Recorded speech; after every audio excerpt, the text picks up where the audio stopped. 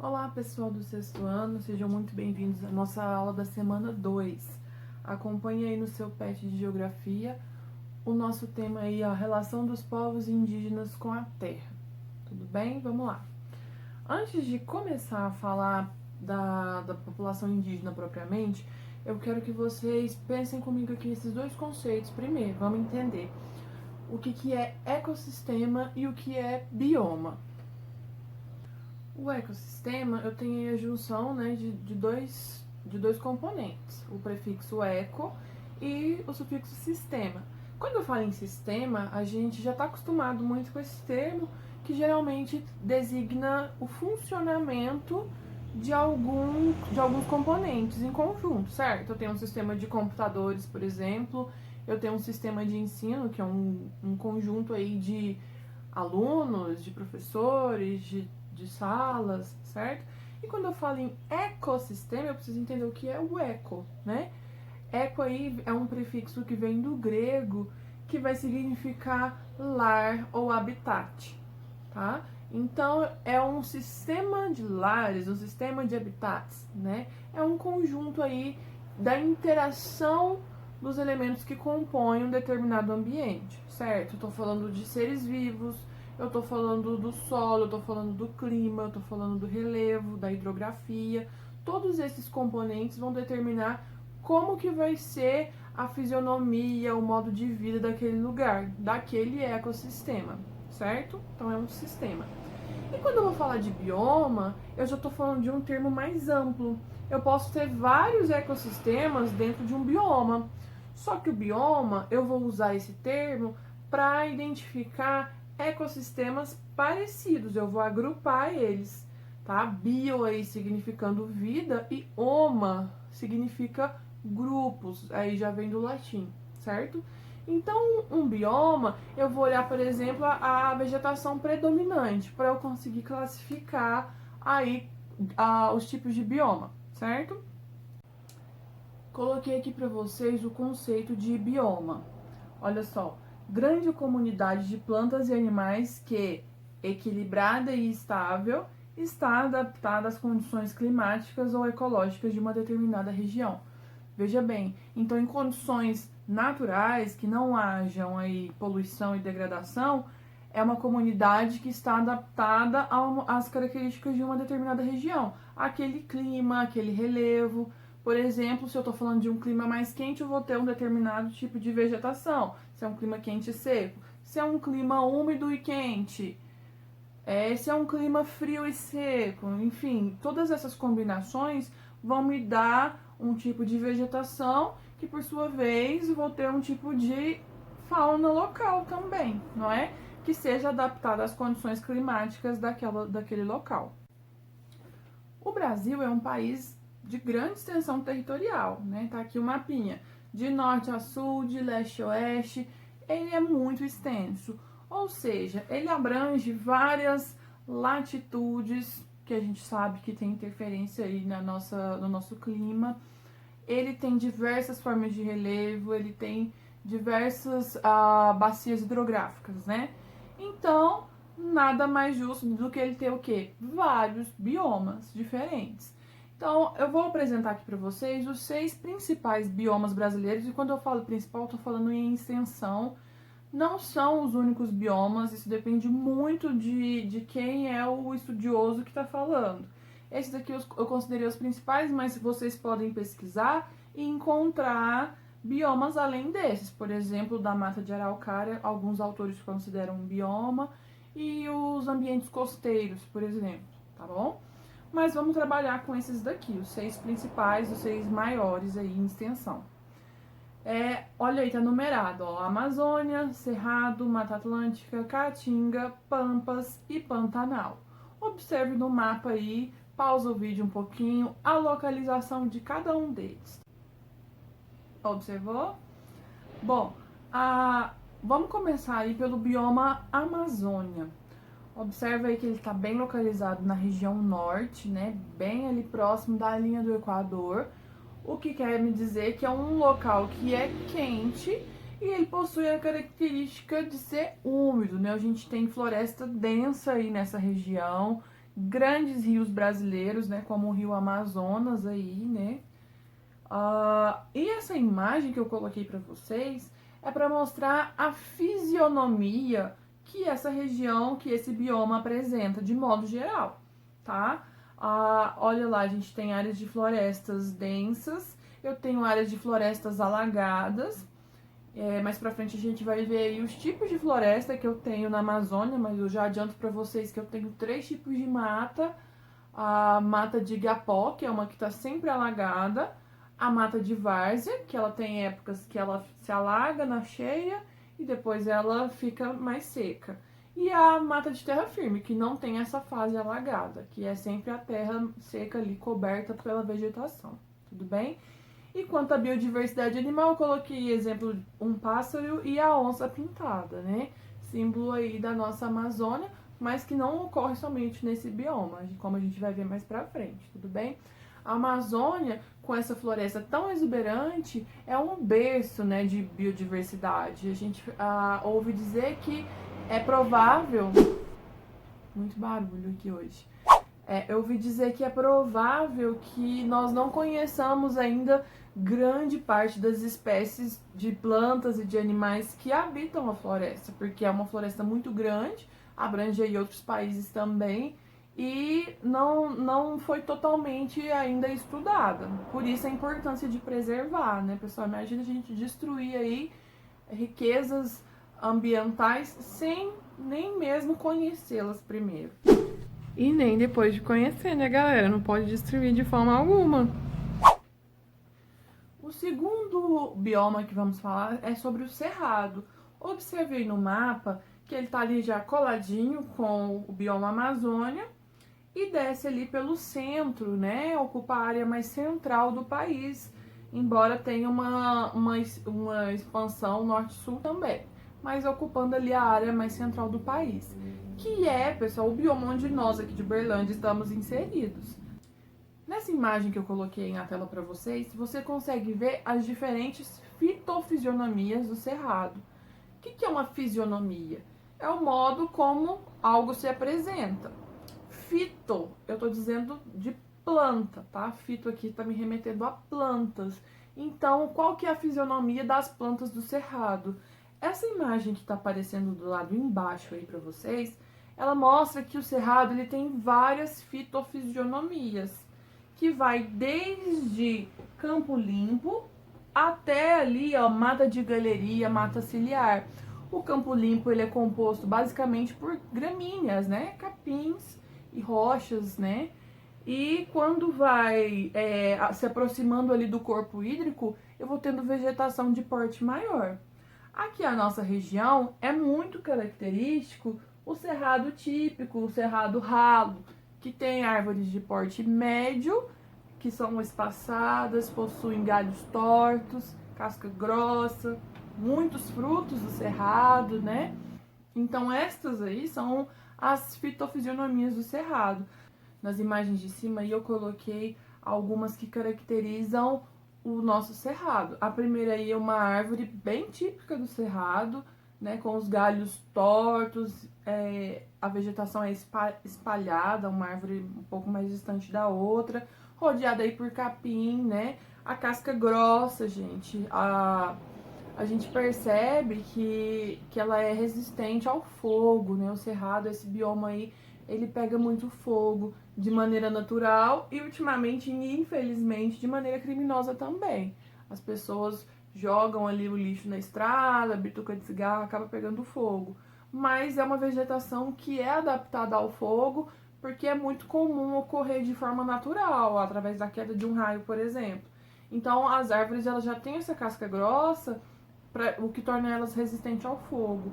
Inclusive, algumas espécies têm frutos que só se abrem para liberar sementes depois da ação do fogo. E coloquei ali também o símbolo do cerrado, o animal, né, símbolo do cerrado, que é o lobo-guará. Temos as imagens de frutos do cerrado, por exemplo, aí o pequi, né, a seriguela, é uma coisa bem típica aqui da nossa região, cajamanga. Todo mundo já viu aí o picolé do cerrado, né? Esses frutos estão sendo bastante utilizados aí na culinária de sobremesas, mas também são muito importantes na produção de cosméticos e até de medicamentos. E no cantinho ali a gente tem o tucano. O número 3, eu tô falando ali da Mata Atlântica, o bioma número 3. Observe aí no mapa onde é que ela se localiza. A gente percebe que ela tá muito ali concentrada na área próxima ao litoral, certo? Cheguei ali, né, Oceano Atlântico, de cara já com a Mata Atlântica. Essa característica é o que torna ela um dos biomas mais degradados do Brasil, porque é onde começou a ocupação do nosso país, o surgimento das primeiras cidades e das maiores cidades brasileiras, né? Estão localizadas ali naquela região de Mata Atlântica, como por exemplo aí, conforme essa imagem de cima, a cidade do Rio de Janeiro. O tipo de vegetação também, eu tô falando de florestas densas, né, de modo geral úmidas, pela proximidade com o oceano ali, né, muita massa de ar úmida. Então, observe aí nessa foto do canto superior direito, você vai ver o tipo de vegetação, todo coberto ali, né, por árvores de grande porte e uma segunda camada ali de árvores de menor porte. Então, a floresta é muito densa, as árvores são muito próximas umas das outras, né, temos muitas áreas verdes. E na parte de baixo eu coloquei imagens que nos remetem à biodiversidade desse bioma. Essas aves vermelhas aí são os guarás. Temos aí nessa imagem do centro a onça pintada de novo, né? O mico-leão, o tucano e uma flor ali representando a biodiversidade ali da nossa flora. Para a gente entender sobre a caatinga, vamos olhar lá no mapa onde é que ela está. Tá vendo? Ela se concentra bem ali na região nordeste, né? A parte mais interior. Trata-se de uma região mais seca, mais árida, por conta do relevo. Em outro momento a gente vai entender aí a influência do relevo nessa região, tá bom? No clima dessa região. Mas por enquanto entenda que se trata de um lugar que a gente considera árido, um clima muito seco. E por isso a resposta aí da fisionomia desse ecossistema é isso que você pode ver nessa imagem. Observa o tipo de vegetação que eu tenho. São árvores de pequeno porte ou arbustos, tenho gramíneas também, e aí ó, temos o famoso cacto, né? Uma planta muito conhecida pela sua estrutura que retém água. É uma planta desenhada, né, e adaptada ao clima seco. Ela acaba retendo no seu organismo a quantidade de água que ela vai precisar aí para sobreviver. E os animais que eu coloquei aí como exemplo também são adaptados ao clima seco, né? E quente. Então eu coloquei aí a lagartixa, a lagarta, o calango, né, lá no Nordeste, e o tatu, que acaba aí fazendo buracos, encontra regiões mais úmidas e se protege do calor extremo, entrando aí debaixo do solo. Os pampas gaúchos, localizados aí lá no sul, no Rio Grande do Sul mesmo, né? É um bioma que não é muito extenso e, como você pode ver na imagem, ele é caracterizado por ter áreas planas cobertas aí por capim, né? São campos de capim, o que favoreceu muito aí o desenvolvimento da atividade pecuária, né? Porque acabou que é quase que um pasto natural, né? O produtor apenas leva o gado para se alimentar desse pasto. Mas é uma vegetação natural, não foi plantada ali pelo ser humano, né? Coloquei aí exemplos de animais, né? Tem a presença de pequenos mamíferos e de muitas aves também. Esse bioma ele é muito pequeno aqui no Brasil, né? Quando eu comparo com a Amazônia, o Cerrado, por exemplo. Mas é importante lembrar que ele também se estende, né, pro lado argentino ali da fronteira, né? Então ele abrange toda uma área ali, tanto de Argentina e de Brasil, e é um ecossistema único aqui, né? E por fim o Pantanal, que se trata de uma área plana, alagada, que é inclusive considerada aí uma das maiores áreas planas contínuas que são alagadas no mundo, tá? Também é um bioma pequeno, considerado pequeno, na verdade eu acredito que seja o menor de todos esses que nós falamos. E ele se expande ali para o lado do Paraguai também, certo? Na imagem você consegue ver aí aves, que são o tuiuiu, essa ave branca, que é o símbolo aí do Pantanal, os jacarés e a arara azul. O Pantanal ele possui várias espécies aí que são consideradas em risco ou ameaçadas de extinção. É um bioma de características muito únicas aqui do nosso país. Pronto, conhecemos de forma muito resumida e muito geral os biomas brasileiros, os principais biomas brasileiros. Mas o que isso tem a ver aí com a minha população indígena? A gente fez essa retomada para compreender que a população indígena, antes da chegada dos portugueses, eles estavam espalhados por todo o Brasil, certo? Então, só para a gente ter a noção aqui de que eles estavam adaptados também a esses biomas. Eles também são seres vivos componentes desses ecossistemas, correto? O ser humano também faz parte do ecossistema, tá?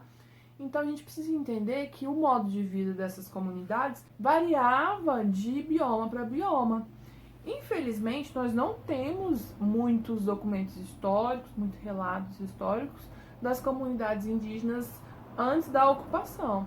Existe uma estimativa da FUNAI de que existiam em média aí 10 milhões de indivíduos considerados indígenas, né? Os povos originários. Cada comunidade tinha lá a sua denominação, o seu nome próprio. E infelizmente a gente só tem dados daquelas que sobreviveram a esse contato. Então, quando chegam os portugueses aqui no Brasil, se deparam com essas comunidades, começa a haver aí uma interação que não foi muito positiva para a comunidade nativa, certo? Nós tivemos escravização, nós tivemos disseminação de doenças, nós tivemos desrespeito aí às crenças, né, desses povos indígenas que foram impostos aí a religião dos portugueses, né, o cristianismo, o catolicismo.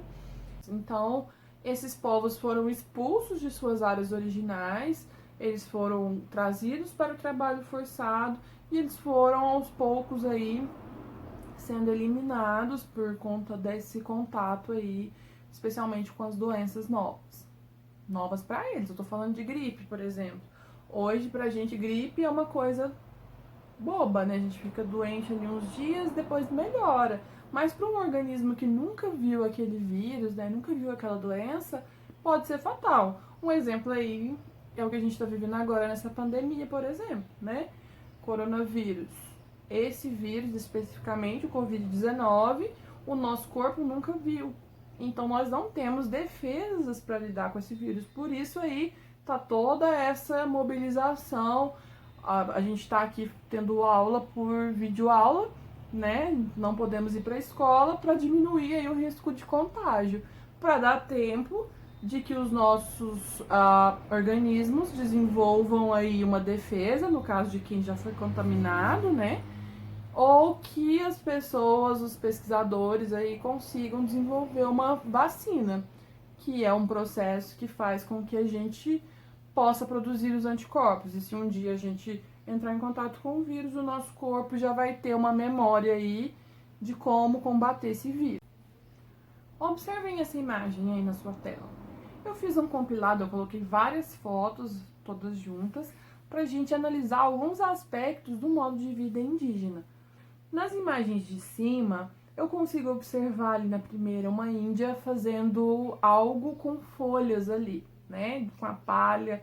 Pode observar as casas ao fundo que tem os telhados de palha. Eles utilizavam e utilizam utensílios como cestos, utensílios de pesca, né, formados por palha. Então, é uma atividade ali artesanal que é importante para o funcionamento da comunidade. Nós temos aí na segunda imagem um índio retirando o látex da seringueira. Na terceira imagem nós temos um índio pescando, caçando ali, né, com arco e flecha. E nós temos nas imagens do meio e de baixo as pinturas tradicionais. Temos ali na imagem central um ritual que envolve dança, né, na comunidade. Então, são traços característicos aí das comunidades indígenas que vivem em conjunto com divisão de trabalho, baseado especialmente na caça, na pesca, na agricultura, pequena agricultura, exploração, né, extração de recursos minerais, né, o extrativismo, tá bom? Só que tudo isso acontece de uma forma considerada sustentável, certo? Então, se eu chegar aqui para você e te perguntar: ah, é verdade que os índios não modificam a paisagem natural? Não, eles modificam. Só que a forma de se explorar das comunidades indígenas é diferente da que é realizada no modelo capitalista, né? No modelo capitalista, eu vou até a natureza, extraio os recursos para produzir outros produtos para gerar riqueza, para gerar lucro para algo, para alguém, para alguma empresa, para alguém, certo? No caso do índio, da comunidade indígena, essa exploração é feita para manutenção, para sobrevivência da comunidade. Então ele sabe que ele vai precisar extrair aquilo de novo. Se eu preciso cortar uma árvore para fazer um barco, mais à frente eu vou precisar, os meus filhos vão precisar. Então vamos cuidar para que, se eu cortei uma árvore, que ela cresça, que outra árvore cresça no local, que mais árvores cresçam, né? Se eu cacei um animal, não vou exterminar uma espécie. Eu vou pegar um ou outro, vou ter o cuidado ali de que essa espécie permaneça existindo, né? Continue existindo para que eu tenha a disponibilidade quando eu precisar de novo e as gerações que vierem depois de mim também tenham essa disponibilidade. Então essa relação é muito interessante da comunidade indígena com a terra e é uma coisa que a gente deveria aprender também. Pra gente finalizar, eu coloquei esse mapa que mostra em 2013 a distribuição das comunidades indígenas no Brasil. Observa aí que é o que está marcado de rosa. A região que mais contém aí áreas, né, destinadas às comunidades indígenas é a região norte. Mas não quer dizer que eu não tenha em outras regiões do país, tá? A gente vê pontos menores espalhados aí em outras áreas do país também. Mas é especialmente aí na região norte do bioma Amazônia que eu tenho as maiores reservas indígenas. Para a gente fechar, coloquei aí essa charge, né? Em que os índios veem aí os navios portugueses chegando e o índio fala: bom, adeus sonho da casa própria, né? O que quer dizer isso?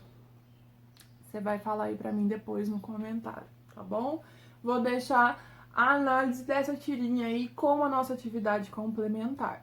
Escreva um parágrafo, faça um vídeo, faça um desenho e manda pra mim, tá bom? Um abraço pra vocês e até a próxima aula.